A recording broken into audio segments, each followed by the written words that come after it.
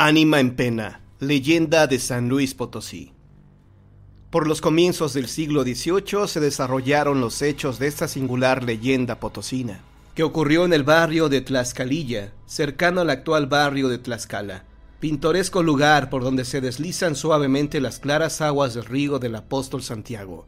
Antes de que se construyera la actual presa de San José, en el siglo pasado, el caudal del río era copioso, bordando sus márgenes flor exuberante que constituía uno de los parajes de espléndido recreo. En ese hermoso poblado vivía una laboriosa familia humilde, compuesta por el matrimonio Miguel Reyes y Petronila Flores, a quienes la gente llamaba simplemente Don Miguel y Doña Petra, una hija que llevaba el nombre de Esperanza, a quien llamaban de cariño Pera, y el joven Gabriel, a quien Doña Petra había recogido con cristiana piedad, quitándolo así de vagar por las calles, mendigando una limosna para sobrevivir. Esperanza era una muchacha de facciones finas, grandes ojos negros, con pestañas que entoldaban sus ojos cuando el sol iluminaba su blanco rostro, ofreciendo una sombra hechizadora. A pesar de que Pera poseía presencia cautivadora, era muy sencilla. De carácter provinciano, como su origen, era en realidad una campesina muy hecha a los quehaceres del hogar, y de modales amables, sin preocuparle para nada su belleza.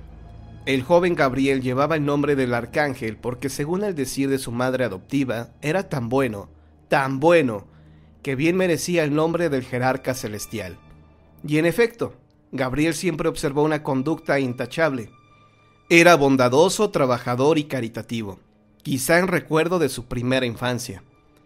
Mas he ahí que pasando el tiempo, cuando crecieron, Pera y Gabriel terminaron por enamorarse, cosa muy natural y legítima, que no hubiera tenido mayor trascendencia, si no es por los hechos que voy a referir.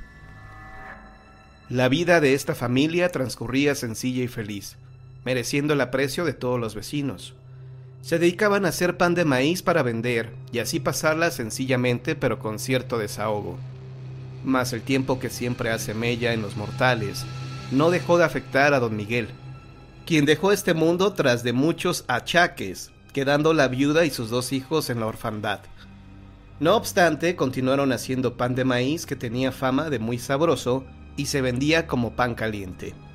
La casa donde vivían era sencilla, pero tenía una cocina muy grande, con un brasero que abarcaba toda la pared, con hornillas de adobe en forma de túneles intercomunicados y cubiertos con ladrillo colado de rojo vivo, originado por la capa de almagre de que estaba hecho.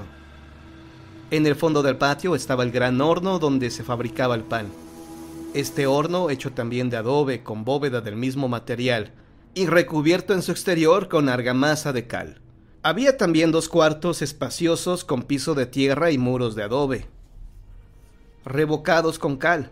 El piso de tierra apisonada era duro y brillante. Casi podría decirse que era de otro material. Como ocurre en esa clase de habitaciones rústicas, no faltaban las gallinas, borregos, una que otra cabra, perros y cuando menos un gato, así como unas 4 vacas para la leche necesaria, tanto como sustento de la familia como también para la elaboración del pan de maíz. Circundaba la casa una barda de piedras opuestas y en algunos huecos la sustituían órganos gigantescos que dan flores en forma de capullo, en cuyo interior guardan miel agridulce de sabor delicioso que la gente llama jarritos, porque semejan jarritos de barro llenos de miel. Pero volvamos a los jóvenes enamorados. Alentaban su amor a pesar de los reproches de Doña Petra, a quien le parecían amores incestuosos, ya que los consideraba como 2 hermanos, aunque era sabido por propios y extraños que los muchachos no eran hermanos de sangre. Por tal motivo, Doña Petra vivía en preocupación constante, así que un buen día se decidió a consultar al cura de la parroquia. Tras de referirle los hechos, el buen cura dijo a Doña Petra que nada tenía de malo que los muchachos se quisieran, que ellos debían contar no solo con su consentimiento, sino con su apoyo y protección, y que él estaba dispuesto, llegado el tiempo, a darles la bendición como desposados para que vivieran en paz bajo el amparo de su religión. Sin embargo, lo dicho por el cura no convenció a Doña Petra, quien en diversas formas se oponía al noviazgo de sus hijos. Los reprendía constantemente, diciéndoles que vivían en pecado. La paz de esa casa se volvió en continuas riñas entre la madre y sus hijos. Gabriel contaba con 23 años y era un muchacho de buen porte y buenas facciones. Tenía piel apiñonada, pelo castaño, ojos grises, pero se sentía desesperado por aquella rara situación motivada por doña Petra. Empezó a fabricar en su mente la posibilidad de resolver ese penoso caso.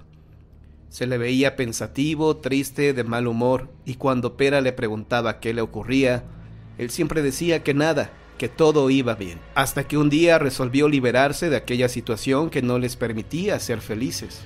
Como casi todas las gentes del campo, en la casa de doña Petra eran madrugadores. Así, una tibia mañana del mes de abril de aquel siglo XVIII, muy temprano dijo Gabriel a Pera que estaría bien que ella fuera al centro de la ciudad para que se comprara tela para hacerse un vestido nuevo, en tanto que él iría al campo a traer un poco de aguamiel y a cazar algunos conejos para la comida. Si se tardaba, no debía Pera preocuparse. Así pues, la muchacha se dispuso a salir y tras de avisar a su mamá que iría a la ciudad, salió de la casa. La distancia hasta el centro era lejana, 3 o 4 leguas, mas ella era buena para caminar. En la ciudad anduvo viendo aquí y allá, comprando y disfrutando de las vendimias y de la bonita mañana de abril, pues no era frecuente que saliera sola. Por fin se dispuso a regresar, ya se aproximaba a su casa cuando vio con sorpresa que mucha gente se aglomeraba en la entrada. Apuró el paso y su sorpresa aumentó cuando vio que dentro de su propia casa también había gente. Un grupo de amigas la detuvo y trataron de tranquilizarla, pero ella se precipitó al interior, y grande fue su impresión al constatar que era su madre la que había sufrido una cruel desgracia al morir quemada, pues la encontraron con medio cuerpo dentro del horno. Los alguaciles, las autoridades, el vecindario se encontraban ahí perplejos, entristecidos por tamaña desgracia, pero no cesaba de llorar desesperadamente al saber que su querida madrecita, la buena de doña Petra, había muerto.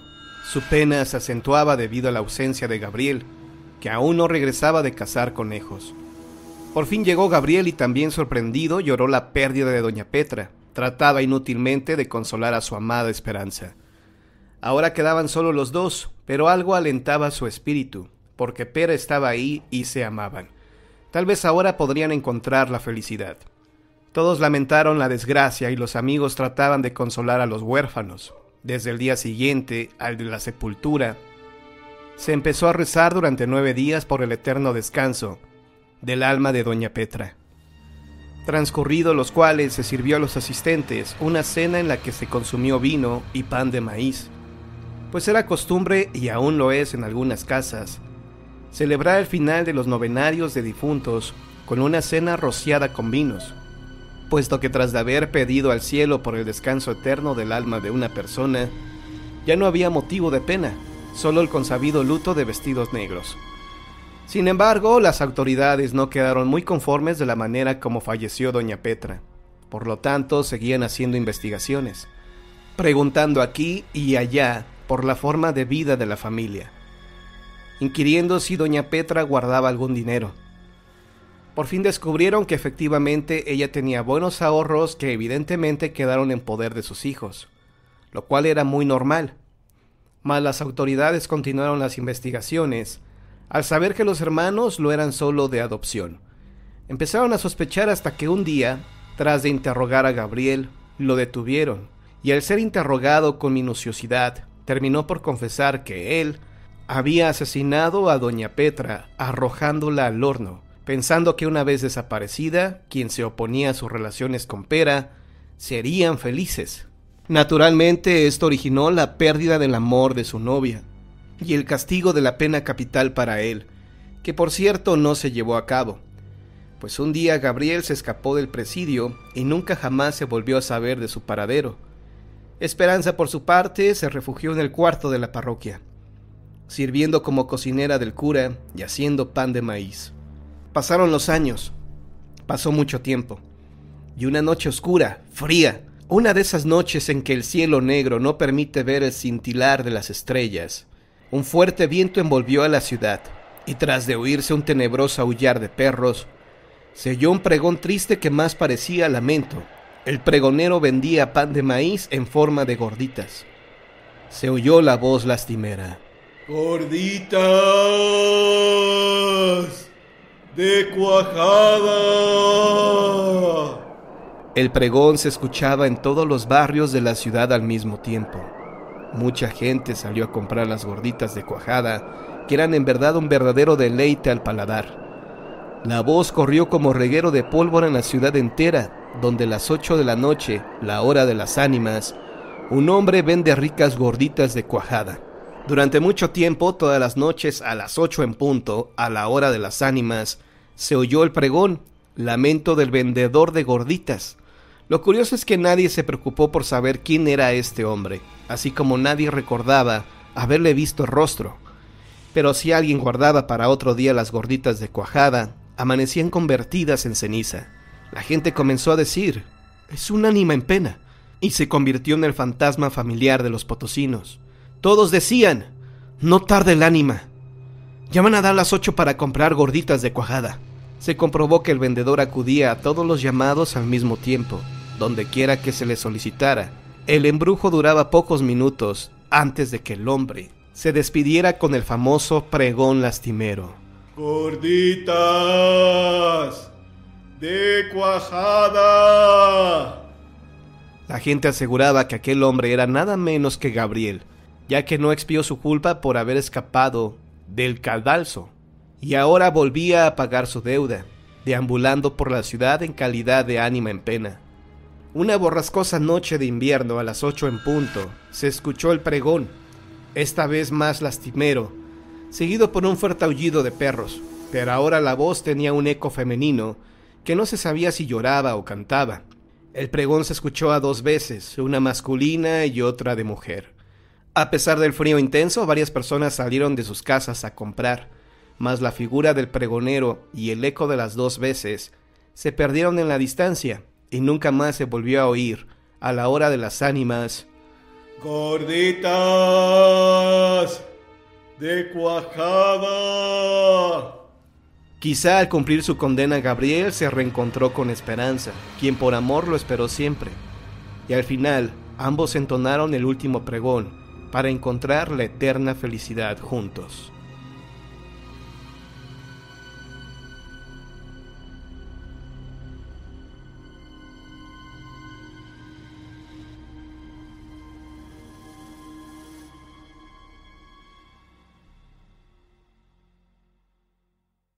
La Clínica 80 del IMSS y sus historias de fantasmas en Morelia, Michoacán. Sara Contreras y José Luis Alejo siempre se han interesado en investigar el fenómeno paranormal, al grado de arriesgar en algunas ocasiones su integridad física. Sara tenía un programa de radio en Morelia llamado Los Fantasmas. La torre de 8 pisos que albergó durante 36 años a la Clínica 80 del IMSS cumplió su ciclo de vida. El estar construida sobre una falla geológica le provocó una inclinación de 32 centímetros, por lo que las autoridades decidieron desalojarla y derribarla para evitar riesgos a la comunidad. Ahora la torre está abandonada y una amplia gama de energías se deja sentir cuando uno está cerca de este edificio. Imaginémonos, fantasmas atrapados, adultos, niños, ancianos y enfermeras que aún deambulan por sus pasillos, y no es para menos. Entre las muchas personas que ahí recobraron la salud con la ayuda de los médicos, otras fallecieron, y algunas almas sin encontrar reposo se quedaron a penar. Ingresar a la torre totalmente vacía impone respeto, pero también un poco de temor. El contacto con lo sobrenatural se sabe inevitable. El equipo de fantasmas, dirigido por Sara Contreras, obtuvo el permiso de las autoridades correspondientes para ingresar a la torre abandonada y llevar a cabo su objetivo. Dicho evento se realizó la noche del 22 de octubre del año 2010. En cuanto llegaron, fueron recibidos por María Elena, empleada de vigilancia del IMSS por 35 años. ¿Qué le puedo decir?, dijo María Elena. Yo en todos los años que tengo de trabajar aquí nunca he visto nada. Eso sí, a veces he sentido un frío muy especial que enchina toda la piel y cala hasta los huesos, pero ya de ahí a ver, nomás no. En ese momento, 3 integrantes del equipo sintieron que alguien los miraba desde un piso superior. Levantaron la vista y en una ventana del piso 7, el de la muerte, lograron distinguir la figura de una mujer. Ahí comenzó el horror. Al cuestionar a los empleados sobre esta aparición, uno de ellos comentó: es el fantasma de una joven que se suicidó hace como 4 años. Cuando estuvo hospitalizada le hicieron un trasplante de riñón, pero su cuerpo rechazó el órgano. Una tarde pidió a su mamá que la dejara sola un rato. La pobre señora jamás imaginó que su hija se lanzaría desde el 7º piso. También en algunas ocasiones ha sonado el teléfono en el conmutador, indicando que es del piso número 8. No obstante que el único aparato que tiene línea en todo el edificio es el de la recepción. Cuando contestamos se escucha la voz de una niña que suplicante dice: no me dejen aquí, no me dejen solita. Luego se corta la llamada. Seguimos con nuestro recorrido escoltados por el personal de vigilancia. Uno de ellos dijo: desde hace rato siento que me vienen siguiendo, que me están observando. Cuando terminó de decir esto, una puerta de cristal por la que acabábamos de pasar se azotó. Todos voltearon de inmediato y alcanzaron a ver una sombra que entraba a uno de los quirófanos. Sin duda la energía del lugar se había activado. Después de 4 horas decidí concluir el recorrido. Estaba segura que habíamos establecido contacto con seres que están anclados en este mundo. Días después el inmueble fue demolido y hasta ahora no he notado más apariciones en el terreno que quedó. Sin embargo, todos en el equipo quedamos sorprendidos y horrorizados con la evidencia que nuestras cámaras y grabadoras habían logrado captar y que solo descubrimos después de revisar el material. Hasta entonces entendimos lo cerca que estuvimos del peligro. Eran las 2 de la madrugada, relata el vigilante, cuando de pronto, en el conmutador recibimos una llamada que provenía del 8º piso, en donde estuvo el área de pediatría. De inmediato sentimos que se nos erizaba la piel porque nadie podía hacer esa llamada. La torre estaba vacía y el único acceso era por la entrada principal. Había que pasar por la recepción donde estábamos nosotros. Siempre había alguien vigilando. Decidimos no hacer caso. Pasaron los minutos y de nuevo una llamada más entró proveniente del mismo lugar. 4 llamadas en un lapso de 2 horas. Al policía en turno no le quedó más remedio que ir a investigar. Temía que alguien se hubiera metido a la torre. ¿Quién sería y cómo reaccionaría? Subió por las escaleras hasta llegar al 8º piso que estaba en penumbras. Encendió su lámpara y recorrió exhaustivamente cada rincón, pero no encontró a nadie. Ninguna evidencia de que alguien estuviera en el piso. Fue al último teléfono que quedaba ahí, el cual estaba bien colgado, solo con el polvo de varias semanas encima, sin rastro de uso. ¿Quién anda ahí?, gritó, pero nadie le respondió. Decidió bajar, caminó hacia las escaleras. Fue cuando escuchó espeluznantes gritos de niños que decían: ¡no nos dejen aquí! Cuando llegó a la recepción estaba pálido, apenas podía mantenerse en pie. La voz no le salía.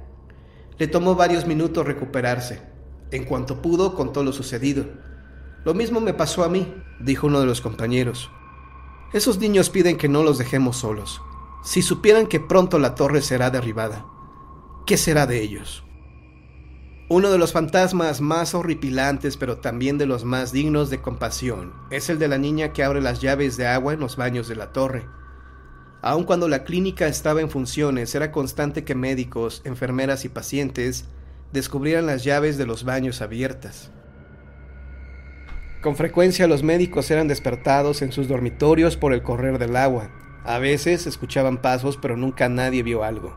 Solo cuando la clínica quedó abandonada, el fantasma se dejó ver. Una noche el personal de vigilancia estaba viendo un partido de fútbol en una pequeña pantalla portátil. Inesperadamente la señal se interrumpió y un gélido viento corrió por la recepción.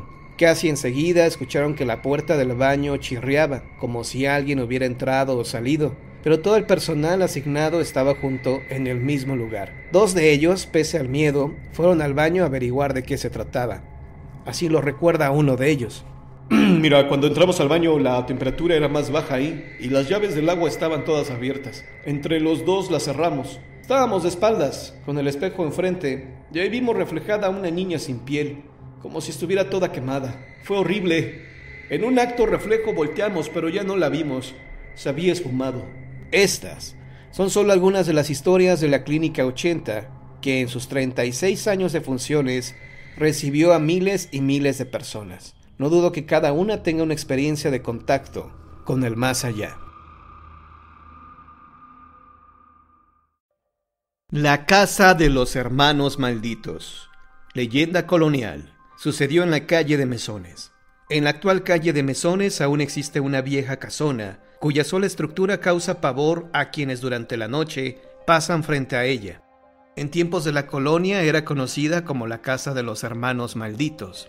Está ubicada entre las calles de 5 de Febrero e Isabel la Católica, y en el año de 1611 fue habitada por Florián Rivadeneira y Lucinda de Zavala. Florián y Lucinda no formaban un matrimonio, más bien era una pareja de borrascosos amantes.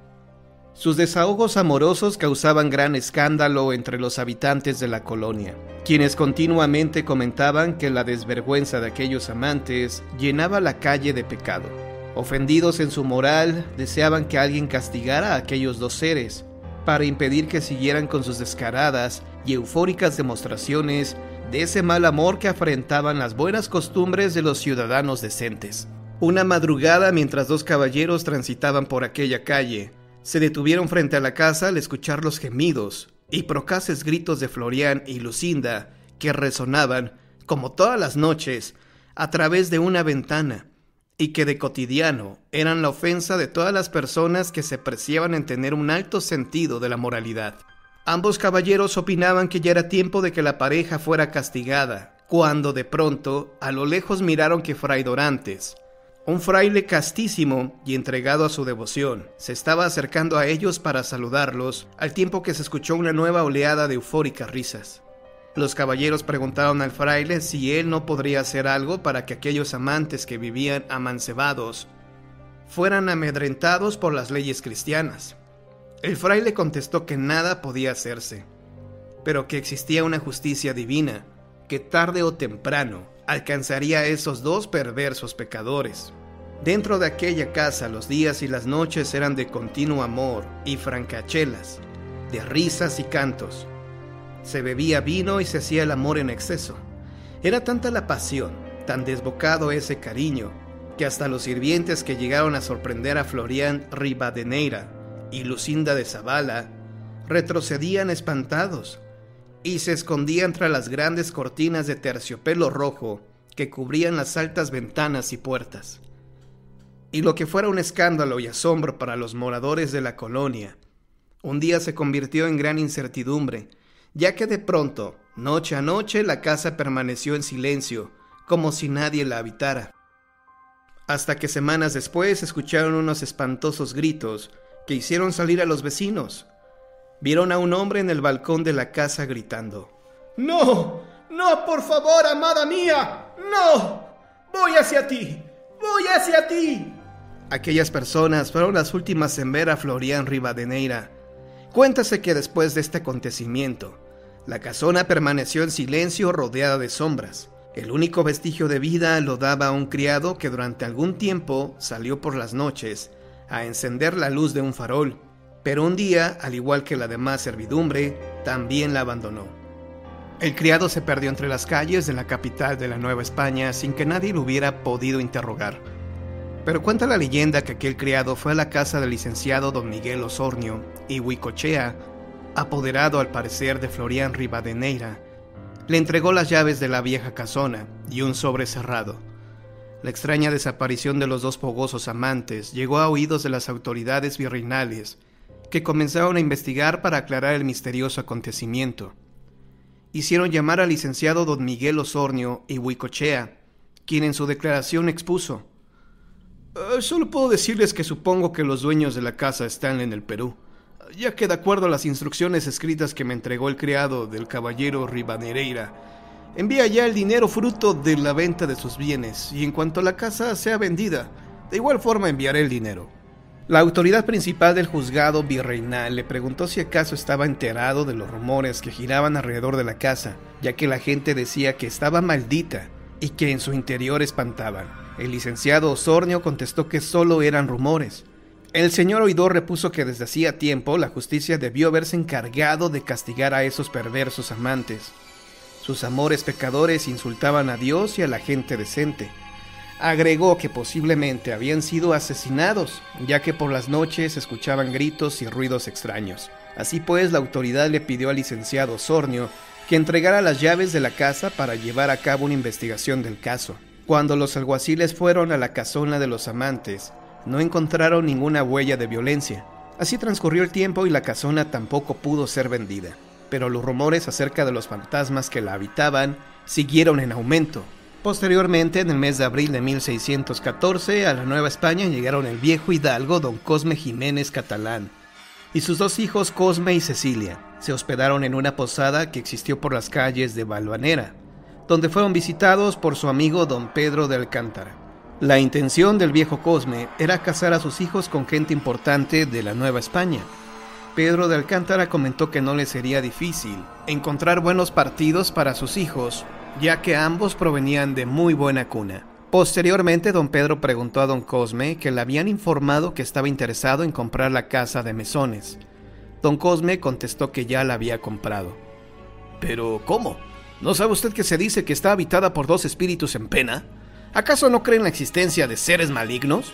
Don Cosme contestó que él solo creía en Dios, que era cristiano al igual que sus hijos, y que ninguno de los tres era supersticioso. Don Pedro insistió en la existencia de tales seres, pero don Cosme no le creyó. El 19 de septiembre de ese año, don Cosme Catalán y sus dos hijos ocuparon la vieja casona. Cuando Cecilia y Cosme estuvieron instalados en sus respectivas recámaras, cada uno de ellos sintió una extraña sensación. El cuerpo de Cecilia se estremeció con un desagradable escalofrío. «Oh, Dios mío», pensó, «de pronto he sentido un raro presentimiento. No sé, quizá... sí, eso debe de ser. Seguramente esta casa ha estado tanto tiempo deshabitada que... o posiblemente hay corrientes de aire». Por su parte, Cosme también experimentó una sensación a la par de extraña. «Oh Dios, qué frío me ha dado de repente», exclamó. «¿Qué corriente de aire tan helada se me ha pegado al cuerpo? Ha de ser la humedad guardada en esta habitación durante tantos años». Nadie supo lo que sucedió, pero dice la leyenda que en esos momentos los espíritus errabundos de Florián y Lucinda hicieron contacto con los cuerpos de los dos hermanos. Y en efecto así sucedió, ya que aquellos espíritus malditos y condenados a vagar por la casona encontraron en Cosme y Cecilia los cuerpos físicos que necesitaban para materializarse. Durante las siguientes 2 semanas no sucedió nada. Al contrario, don Cosme estaba muy entusiasmado con los preparativos de la fiesta, donde presentaría a sus hijos ante personas importantes de la alta sociedad de la Nueva España. Pero esa misma noche, mientras don Cosme bebía su acostumbrada copa de vino caliente, creyó escuchar voces en la planta baja y, alumbrándose con una vela, bajó las escaleras para reprender a sus hijos por el escándalo que estaban provocando. Pero cuando llegó a la estancia se quedó mudo, estupefacto. Ahí estaban sus dos hijos besándose y riendo como lujuriosos amantes. Cecilia decía entre risas: «Bésame, Florián, no te detengas». Y Cosme a su vez decía: «Lucinda mía, tu risa me incita al amor, te amo». Don Cosme, alarmado e incrédulo, fuera de sí, gritó desesperado que en nombre de Dios se detuvieran, y les pidió una explicación para aquella irregular conducta. Los hermanos enmudecieron y quedaron inmóviles en el preciso instante en que fueron sorprendidos por su padre. Ella perdió el conocimiento y Cosme se desvaneció sobre un sillón. Entonces don Cosme se acercó a su hija para reanimarla al momento que Cosme volvió en sí sin poder entender lo que había sucedido. Cuando vio a su hermana desmayada, consternado preguntó a su padre qué sucedía con Cecilia. El abatido padre respondió que en nombre del cielo le gustaría saberlo. En ese instante Cecilia volvió en sí, sin tampoco entender. Entonces don Cosme les pidió que fueran a sus habitaciones a rezar. A la noche siguiente don Cosme nuevamente comenzó a escuchar risas y frases amorosas, llenas de lujuria, pero esta vez acompañadas de música. La sorpresa del anciano no tuvo límite, ya que de antemano sabía que Cosme, su hijo, nunca aprendió a tocar la guitarra. Entonces se dirigió a la estancia y descubrió que sus hijos estaban abrazados incestuosamente al tiempo que decían: «Bésame, Florián». «Te amo, Lucinda». Y no cesaban de reír desbordando lujuria. Una vez más don Cosme exclamó horrorizado: ¡En nombre de Dios, sepárense! Y cuando se acercó a ellos, nuevamente se desmayaron. Al despertar no recordaron nada de lo sucedido. Noche tras noche se repetía la misma escena. Los hermanos aprovechaban el sueño de su padre y se dedicaban a experimentar el placer de su incestuoso amor desenfrenado, que los criados también tuvieron la oportunidad de contemplar. La indiscreción de los sirvientes hizo que aquel pecado trascendiera en la colonia y fuera comentado por sus moradores. Nuevamente, como antaño, las personas que pasaban frente a la casa apresuraban su caminar para evitar permanecer mucho tiempo cerca de la casa maldita. Don Cosme, desesperado, solicitó la ayuda del santo varón Fray Baltasar de Rebollo para que juntos desentrañaran el motivo del ignominioso pecado que estaban cometiendo sus amados hijos. Fray Baltasar, después de escuchar el relato del preocupado padre, le explicó que todo cuanto estaba ocurriendo en su casa se debía a que sus hijos habían sido poseídos por los espíritus errantes y malditos de dos amantes borrascosos que vivieron en esa casa y cuyos descarados amores alarmaron a Dios y a los habitantes de la Nueva España. Llamábanse Florián y Lucinda. Don Cosme, exaltado, se dio cuenta que eran los mismos nombres que adoptaban sus hijos por las noches. Fray Baltasar le dijo que solo existía una solución para terminar de una vez con la demoníaca posesión. Uno de sus dos hijos debía morir. Don Cosme estaba convencido de que el único medio para terminar con aquella situación era dar muerte a su propia hija. Salió del convento rumbo a su casa pensando en las palabras del fraile.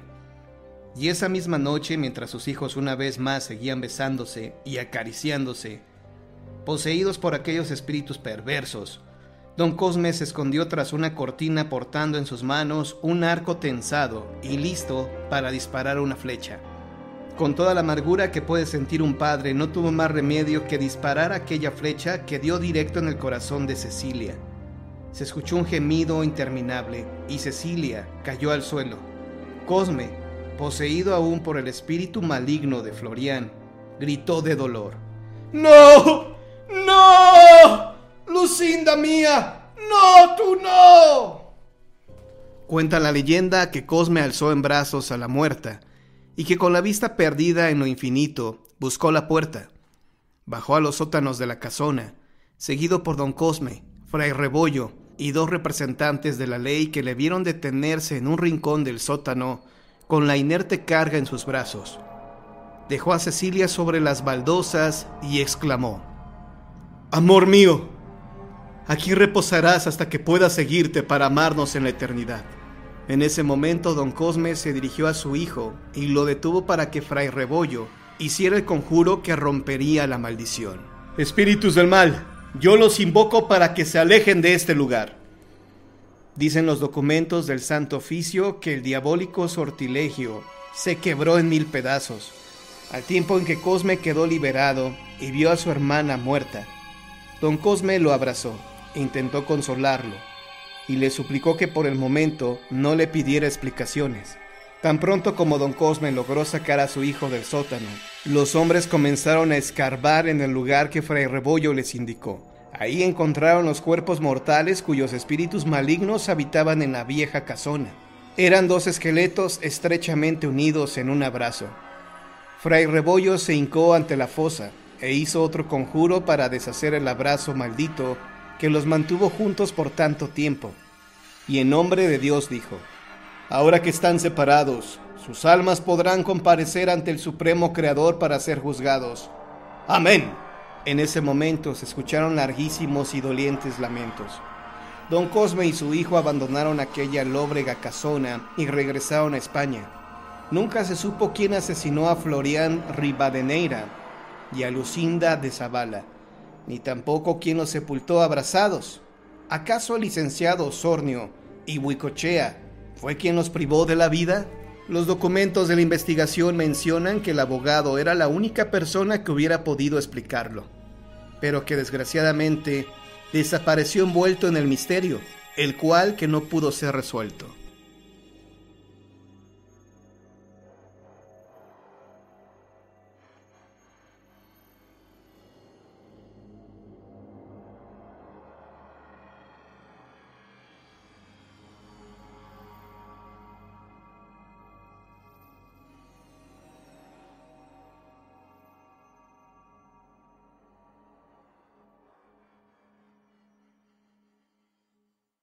El Callejón del Suspiro, actualmente Callejón 5 de Mayo.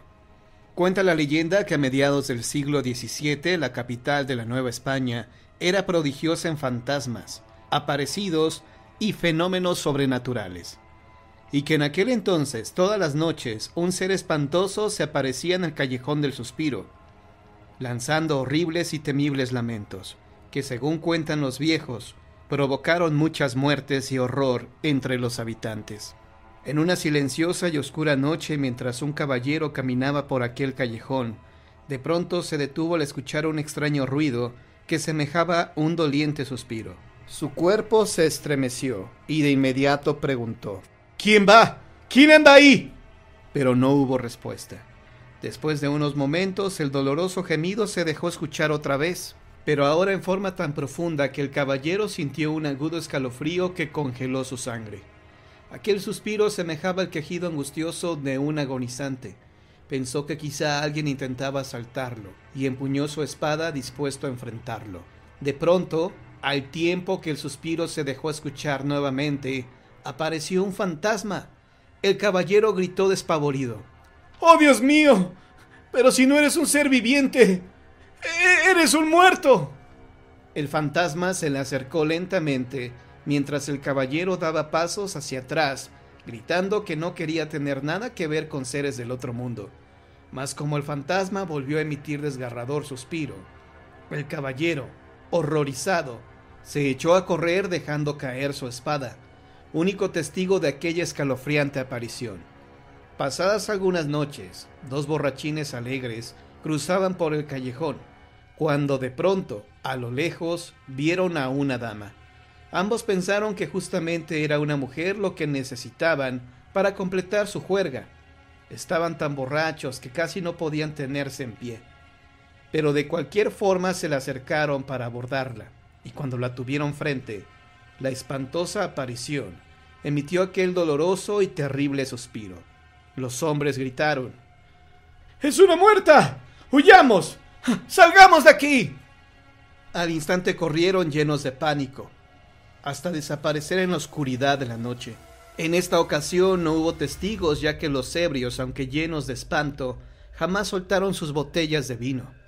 Noches después, el criado del marqués de Falces tuvo que cruzar por el extraño callejón para acortar distancia y cumplir con el encargo de su amo. Caminaba a toda prisa, cuando inesperadamente aquella imagen fantasmal le salió al paso emitiendo el doloroso suspiro. El hombre al verla se desplomó y cayó al suelo. Horas después, cuando los soldados de la ronda pasaron por el callejón, lo encontraron muerto. Lo extraño es que el cuerpo no presentaba ningún signo de violencia, heridas ni golpes. Uno de los soldados explicó al capitán que eran ya varias las veces en que habían visto fallecer a la gente de esta misma forma, y seguro estaba de que ese hombre murió de miedo. Además de que al vulgo le había dado por llamar a ese callejón el Callejón del Suspiro, porque decían que ahí se aparecía un fantasma suspirando.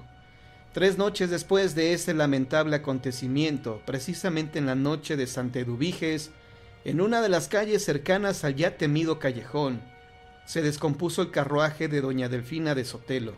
Ella y sus 2 hijos caminaban después de salir de misa de gallo, y se dirigían a su casa situada en la calle de La Joya.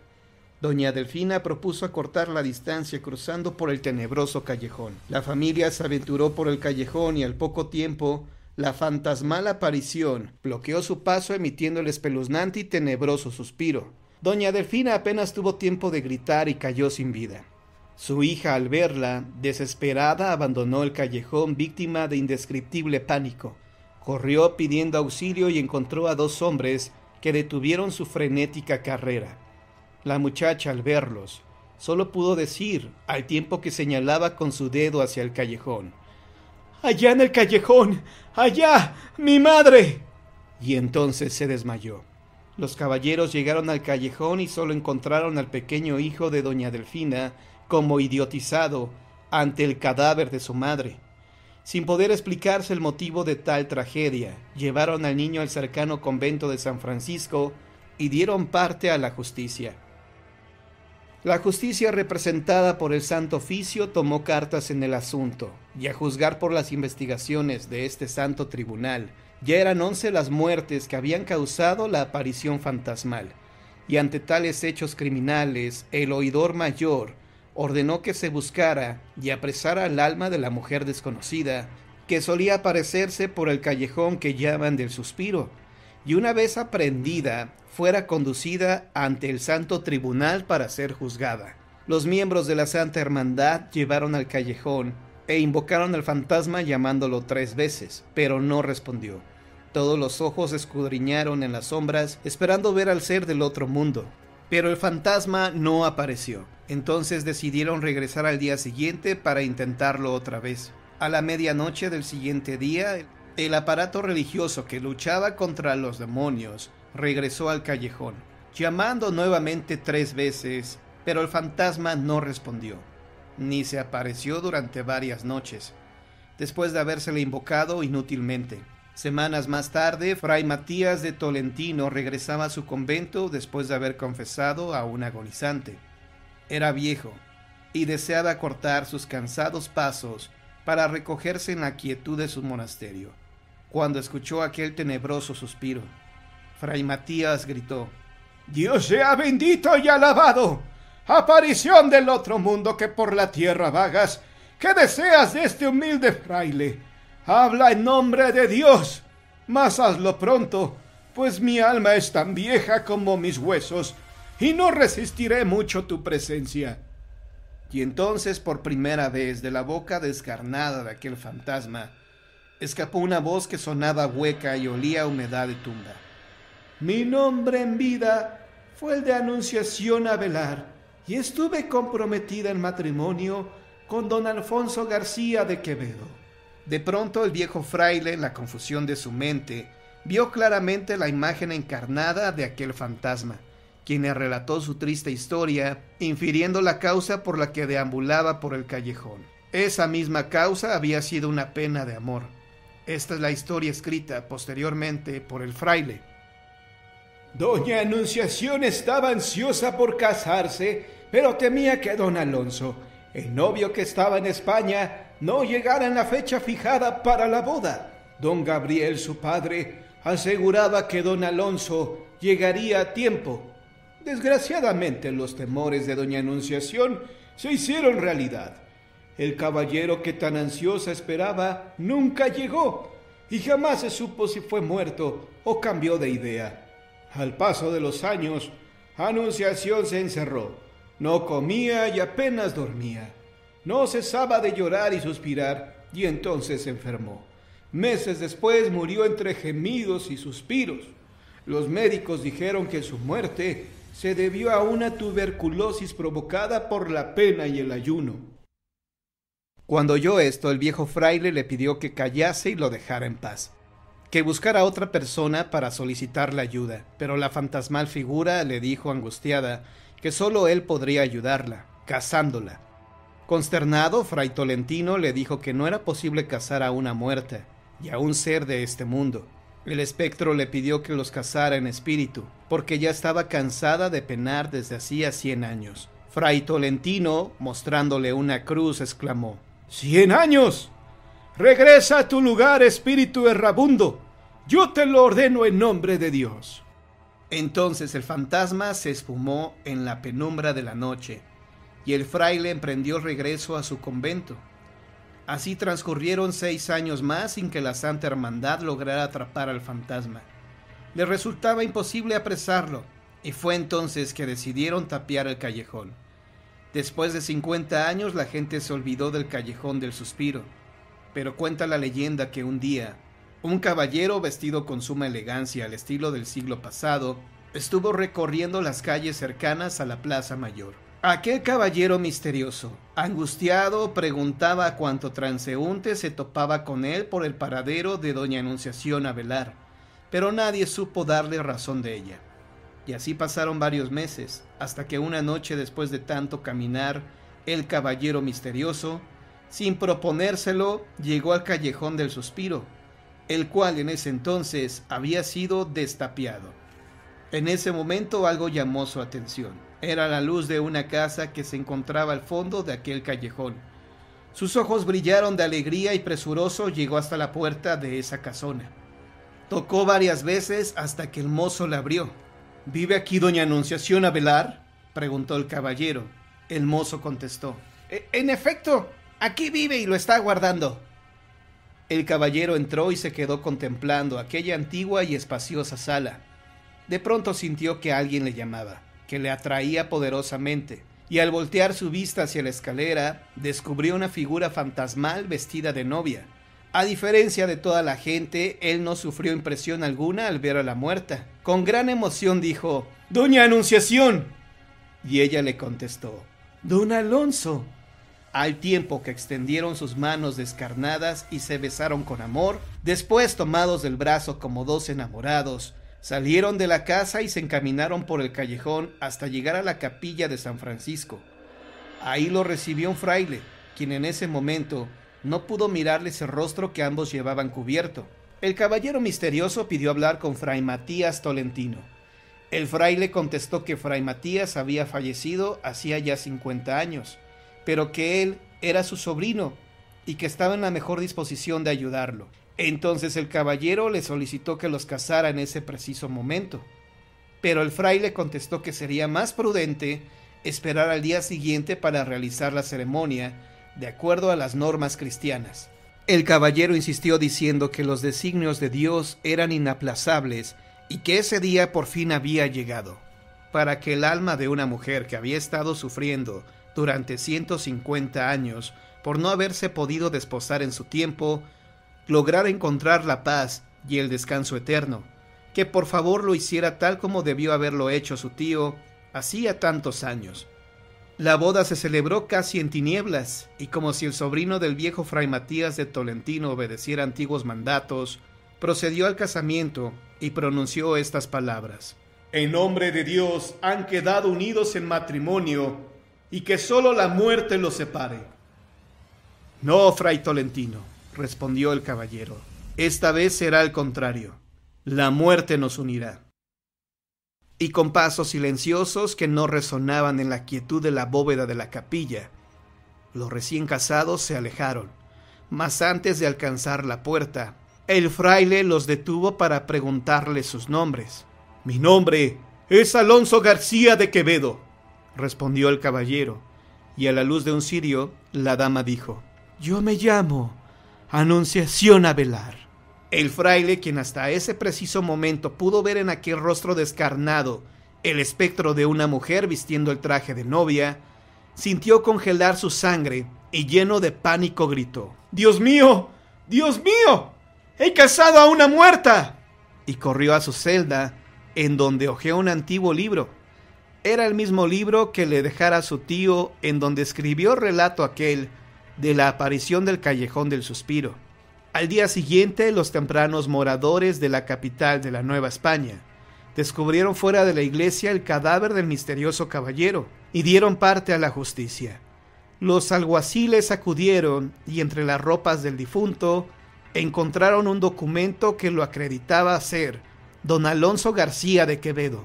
Cuando el sobrino de Fray Tolentino se enteró de la muerte de don Alonso, acudió al tribunal del Santo Oficio, pero pese a que llevaba consigo el testimonio del viejo libro, donde se asentaba el relato de su tío, nadie, pero nadie le creyó.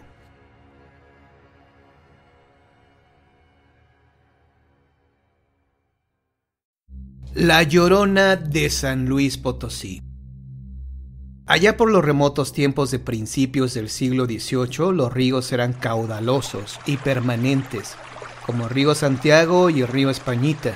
Muchas eran las circunstancias a las que se debían los caudales de agua, tales como que las lluvias eran constantes. En cada temporada, la flora era exuberante y no había presas que contuvieran el vital líquido. Cuando se rebosaban los ríos, la ciudad se inundaba, llenándose las corrientes naturales, que eran tres principales: la de San Miguelito, la de San Sebastián y la llamada Corriente. Estos desbordamientos hacían intransitable las calles. Los minerales de San Pedro eran traídos a la ciudad donde se beneficiaban. Los residuos ojales formaban montículos en diferentes partes. Esto hacía más problemática la inundación, porque impedía el paso regular de las aguas, agregando a esto la circunstancia de que por entonces no había drenajes. Los minerales de Cerro de San Pedro estaban en auge, y como llegaban muchos buscadores de oro, el comercio era próspero. Las autoridades dispusieron el arreglo de dos principales corrientes. Una de ellas venía por el suroeste y formaba permanentemente lo que se llamaban los charcos de Santa Ana. Por aquellos tiempos llegó a San Luis una bella mujer, se decía que procedente del Real de Charcas, a quien sus padres habían querido educar en la mejor escuela del lugar, que era de muy buenos modales. Dada su singular belleza y su bien formada educación, pronto fue cortejada por muchos galanes, de tal suerte que pronto contrajo matrimonio con el hijo de un próspero minero. No obstante, su nuevo estado seguía siendo cortejada por hombres que no dejaban de admirar su belleza, y así un día se dio a las propuestas de un apuesto galán. Cuando el esposo se enteró, quiso vengar la afrenta, y con este propósito llegó a su casa en el momento en que se encontraban juntos los amantes. Pero ella, en un momento decisivo, mató a su esposo y al amante, deshaciéndose de los dos. Huyendo de la justicia, llegó a San Luis, donde se dedicó a la vida galante. Poco tiempo después, le nacieron dos bellos gemelitos, que ella cuidó con esmero hasta la edad de 1 año, tiempo en que se dio cuenta que mucho le estorbaban, y en más de una ocasión pensó en deshacerse de los pequeños. Por fin un día en que el calor era sofocante, se fue a bañar a los charcos de Santa Ana, llevando consigo a los 2 niños. Una vez dentro del agua, los soltó, llevándoselos la corriente. Inmediatamente se arrepintió y quiso salvarlos, pero ya no le fue posible, y ella misma estuvo a punto de ahogarse. Gritaba pidiendo salvaran a sus hijos, pero solo pudieron salvarla a ella, a quien sin sentido se la llevaron al hospital. Cuando volvió en sí, pedía a gritos, desesperada, como loca, que salvaran a sus hijos. Por fin, ya restablecida, se pasó el resto de su vida buscando en los charcos de Santa Ana, en las corrientes, en el río de Santiago, a donde desembocaban todas las corrientes de San Luis, siempre buscando a sus hijos, culpándose de haberlos ahogado. Esto dice la historia, y la leyenda sigue. La leyenda de la Llorona es de tradición nacional, forma parte de nuestro folclore, y tanto en México, capital de la República, como en casi todas las provincias del país, tienen una versión particular de esta leyenda. Con frecuencia, los hechos de este personaje se desarrollan en las cercanías de un río o de una laguna, o en un día de lluvia. El caso es que siempre hay agua de por medio. Esta Llorona difiere de las demás en algunos aspectos, por eso es nuestra Llorona potosina. Por calles estrechas de la ciudad aparecía una mujer con albo vestido y manto. Al caminar dejaba una estela que emanaba reflejos luminosos. Deambulaba generalmente después de las 12 de la noche, aunque no siempre como fantasma, porque cuando se dejaba ver, normalmente tenía todo el aspecto de una persona común y corriente. Si bien no era usual que una dama caminara sola a esas horas, los caballeros noctámbulos la saludaban y ella contestaba con gracia, siguiendo presurada su camino. Dicen los que dicen que conocieron a los que dicen haber hablado con los que la conocieron, que tenía un rostro hermoso y melancólico. Tiempo después de que pasaran ciertos acontecimientos que diremos en el curso de esta narración, se llegó a la conclusión de que ella era una persona conocida en ciertos círculos sociales con el nombre de Lucía, ya que de día visitaba personas amigas que ignoraban que fuese la Llorona. Ocurría la coincidencia de que siempre que esta mujer paseaba por las calles hacia Río Santiago, en las orillas de la ciudad, se oía el prolongado y lastimero grito: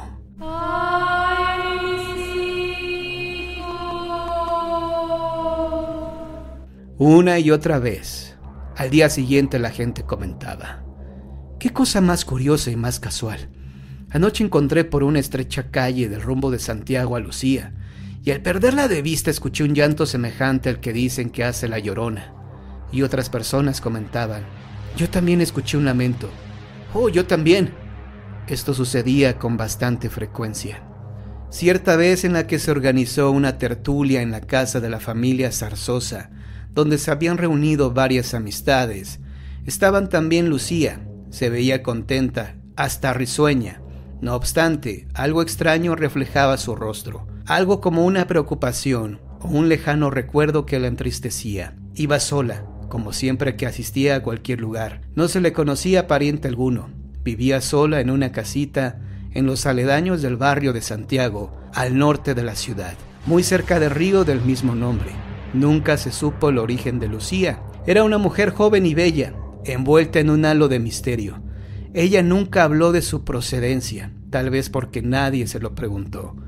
Eran las 12 de la noche, muy tarde para aquellos tiempos en que la gente acostumbraba a recogerse temprano. Quizá porque las calles no estaban iluminadas como ahora y la vida era lenta y tranquila. Lucía se despidió de las personas reunidas en la tertulia. No bien había salido de la casa cuando se dejó oír un lamento largo, tenebroso, clamando por sus hijos.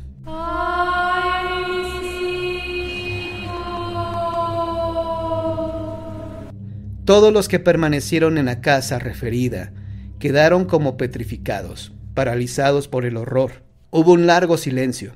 Cuando pasó el pánico y volvió la tranquilidad, algunos comentaron: «Y la pobre de Lucía se fue sola».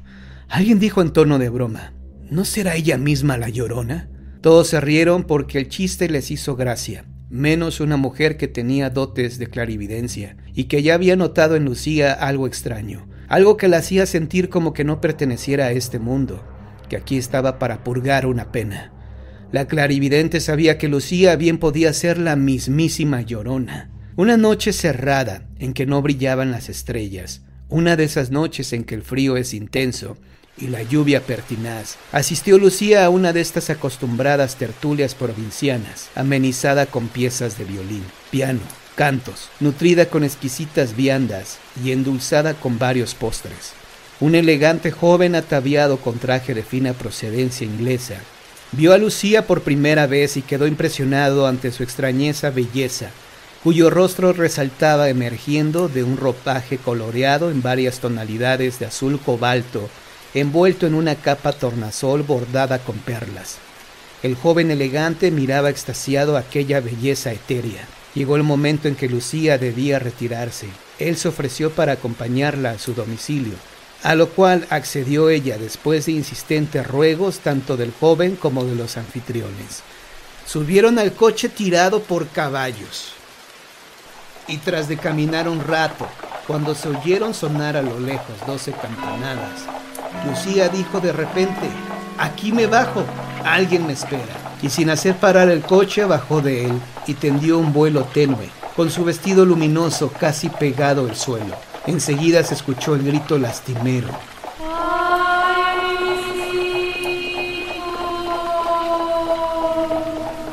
que se perdió en la distancia, en medio de la lluvia nocturna. El joven quedó paralizado de miedo después de un fuerte chicotazo al corcel y a carrera tendida se alejó de ese lugar. Contó a todos lo acontecido.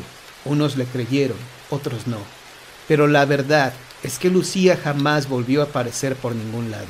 Sin embargo, hay quienes aseguran que todavía hoy han oído el triste lamento de la Llorona potosina.